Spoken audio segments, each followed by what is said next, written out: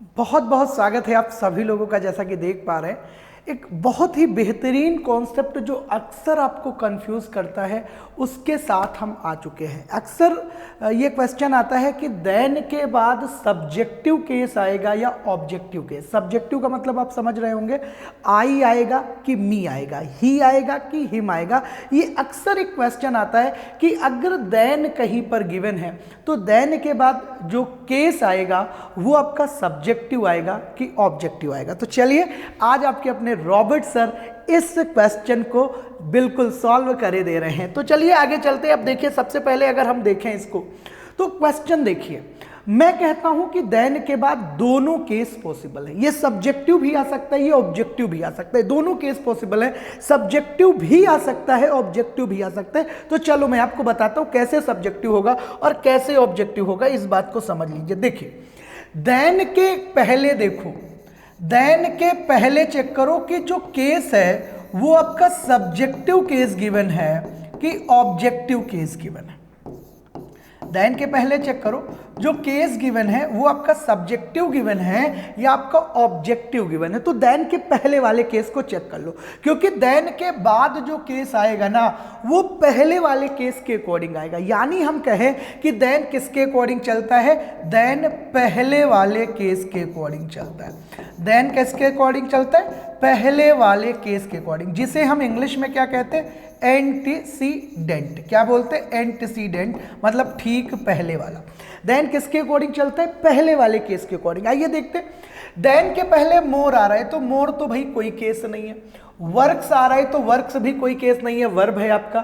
लेकिन राम, ये राम कैसा है, ये बिल्कुल सब्जेक्टिव केस है, क्योंकि ये आपका सब्जेक्ट के तरीके काम कर रहा है। जो सब्जेक्ट के तरीके काम करता है वो सब्जेक्टिव केस, जो ऑब्जेक्ट के तरीके काम करता है वो ऑब्जेक्टिव केस। ठीक है, तो राम सब्जेक्ट की जगह पे तो सब्जेक्टिव, यानी यहां पर क्या आना चाहिए, हिम नहीं आना चाहिए, ही आना चाहिए। और ये लिखा कैसा जाना चाहिए, Ram works more than he works, मतलब जितना वो काम करता है उससे ज्यादा राम काम करता है। तो यहां पर क्या आना चाहिए, यहां पर ही आना चाहिए। चलो एक एग्जांपल से और समझा देते हैं। जैसे हमने कहा सुनीता, मैंने क्या कहा, सुनीता, सुनीता लॉव्स, सुनीता लॉव्स मोर देन हर, मोर देन हर। अब देखो, देन के पहले क्या दिया है, मोर, ये कोई केस नहीं, लॉप्स वर्ब है, कोई केस नहीं, सुनीता ये आपका कौन सा केस हो गया, सब्जेक्टिव। तो ये सब्जेक्टिव होगा, तो देन के बाद भी यहां पर भी कैसा आएगा, सब्जेक्टिव शी आएगा। और कभी कभी लिखा होगा Sunita lops more than she does, लेकिन बस इतना शी लिखकर क्वेश्चन को छोड़ दिया जाता है। तो ये बात बिल्कुल क्लियर हो गई कि देन के पहले जैसा केस होगा देन के बाद भी वैसा केस होगा। अब जरा इस क्वेश्चन को देखते हैं। Shivani loves Suresh more than Sumit, Shivani loves Suresh more than Sumit, Shivani loves Suresh more than Sumit. This is the simple sentence, Shivani loves Suresh more than Sumit, this is the simple sentence. तो लव्स के पहले क्या आया, शिवानी आया, लफ्ज के पहले क्या है, शिवानी आया, ठीक है। और यहां पर क्या है, कौन है, सुरेश है, और यहां पर मोर देन है। तो ये तो नाम नाम है, इनमें तो कोई कंफ्यूजन ही नहीं है, तो इसको छोड़ो, यहां तो कोई कंफ्यूजन ही नहीं, सब नाम है तो कोई कंफ्यूजन नहीं। लेकिन यहां पर कंफ्यूजन है। देखो, देन के पहले कौन सा केस आ रहा है, मोर, नहीं ये कोई केस नहीं भैया। फिर क्या आ रहा है, हिम। देखो जरा चेक करो, ये हिम क्या है, हिम कैसा केस है, बोलो फटाफट। तुम कहोगे सर ये तो ऑब्जेक्टिव केस है, ये कैसा केस है, ऑब्जेक्टिव केस है। तो ऑब्जेक्टिव केस आ रहा है तो देन के बाद कैसा केस आएगा, ऑब्जेक्टिव केस आएगा, यानी ये बात बिल्कुल सही हो गई। चलो एक सेंटेंस और देते हैं। सेंटेंस है, I love you more than him. अब जरा इस सेंटेंस को देखो। अब कुछ लोग कंफ्यूज हो जाते हैं कि सर इसमें क्या करेंगे, मैं बता देता हूं।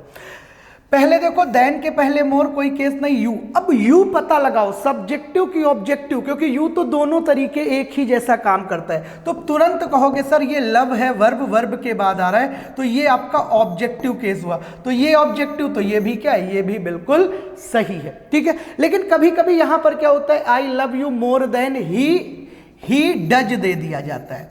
क्या दे दिया जाता है, ही के बाद वर्ब दे दिया जाता है। तो ऐसा अगर दिया है तो उसे सही मानना, क्योंकि ही के बाद क्या दे दिया गया, वर्ब दे दिया गया, तो वो फिर सही हो जाएगा, ठीक है। लेकिन अगर इतना सेंटेंस दिया है तो दोस्तों याद रखिएगा, देन के पहले वाले के अकॉर्डिंग चलेंगे। किसके अकॉर्डिंग, देन के पहले वाले के अकॉर्डिंग। तो आई थिंक ये बात आपको समझ में आ गई।